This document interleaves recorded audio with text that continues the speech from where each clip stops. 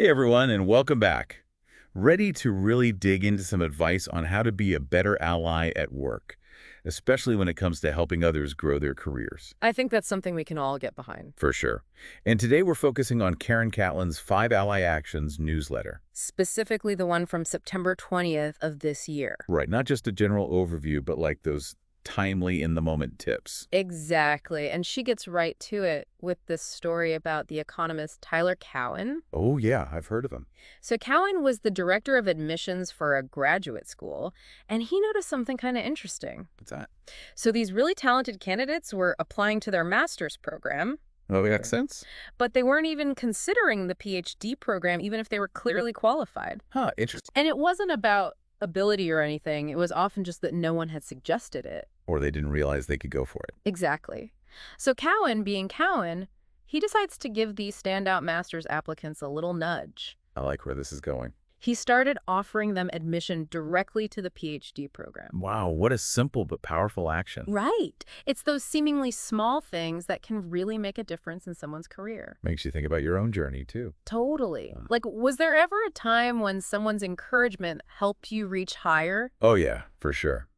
I've had a few of those moments. I think we all have. It's like that extra vote of confidence can be a game changer. Exactly. And that's really at the heart of allyship, isn't it? Recognizing those opportunities to lift others up. So how can we put that into practice in our own workplaces? What does that actually look like day to day? Well, it could be something as simple as suggesting a stretch assignment for someone. Or recommending them for a leadership program. Exactly. It might be that little push they need to take their career to the next level. And that benefits everyone in the long run. Absolutely.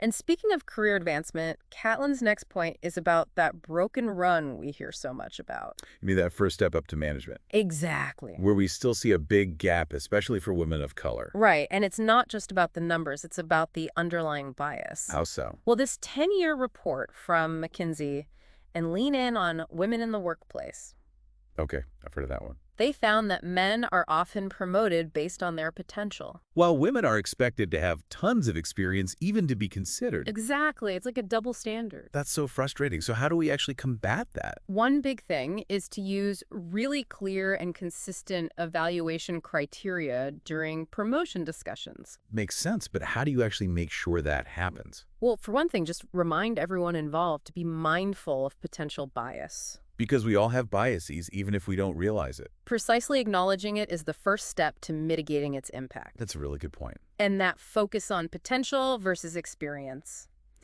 It ties into Catlin's next point, which is about accent discrimination. Oh, wow. Yeah, that's a big one.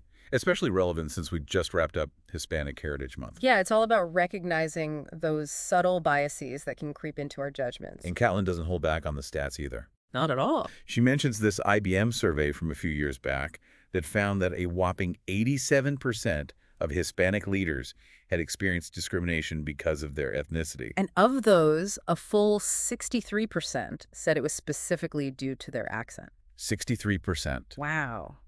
Yeah, it really highlights how big of a problem this is. And it's not just a Hispanic issue either. Right. Absolutely not. It can impact anyone who speaks with a non-native accent. Exactly, regardless of their background. Right. And it can have real consequences. Sure. Janice Gassam-Assar had this great article in Forbes a while back. Oh, yeah, I think I read that one. She talked about how accent bias can lead people to see someone as less trustworthy. Less intelligent, even less capable of doing their job. And it's all based on how they speak. It's crazy how much weight we give to something as superficial as an accent. It's unconscious bias in action, and it's on us to call it out when we see it. Yeah, totally.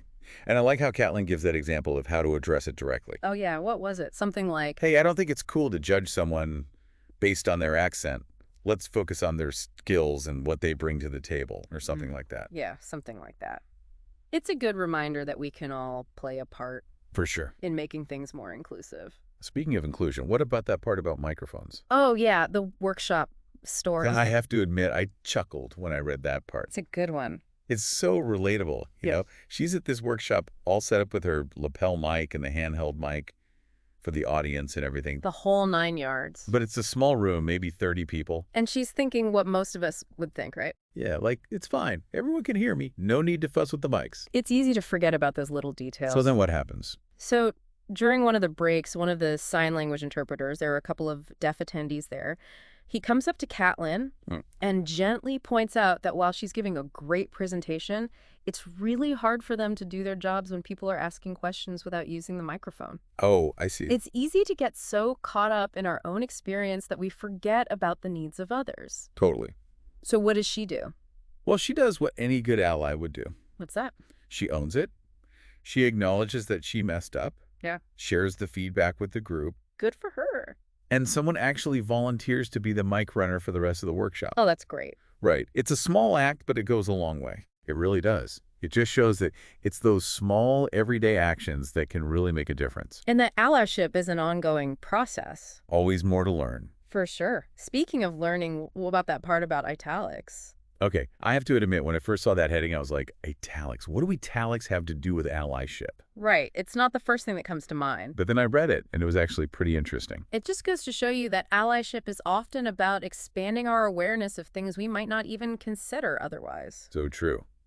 In this case, it's about realizing that something as small as italics can actually create barriers for some people. Especially those with certain vision or learning disabilities. Yeah, big blocks of italicized text can be tough to read. And Callan's really open about it. She even admits to making the same mistake herself. Yeah, sending out a newsletter with tons of italics. I guess we've all been there. It makes it feel more relatable, right? Like we're all human, we all make mistakes. Exactly. So what's the takeaway? No more italics. Not necessarily. It's more about using them strategically, I think. Instead of italicizing huge chunks of text, just use them for emphasis, like we do when we talk. Or for titles and things like that. Right, right. That makes a lot of sense. It's about finding that balance, you know? Between style and accessibility. Exactly. What's the last action on the list? This one's all about using your platform to advocate for others. Okay, so like amplifying the voices of those who are often overlooked. Exactly. It could be something as simple as acknowledging someone's contributions during a meeting. Or recommending them for a speaking opportunity. Right. Or sharing their work on social media. Anything to give them more visibility. I like it. It's about being an active champion for your colleagues. And using your influence to make things more equitable for everyone. For sure. So we've covered a lot of ground today. We have. It's really got me thinking about how I can be a better ally. Me too. And it's not just about understanding the ideas, it's about taking action. That's what I like about Catlin's approach. She gives us those concrete steps. Exactly. No more excuses. Right.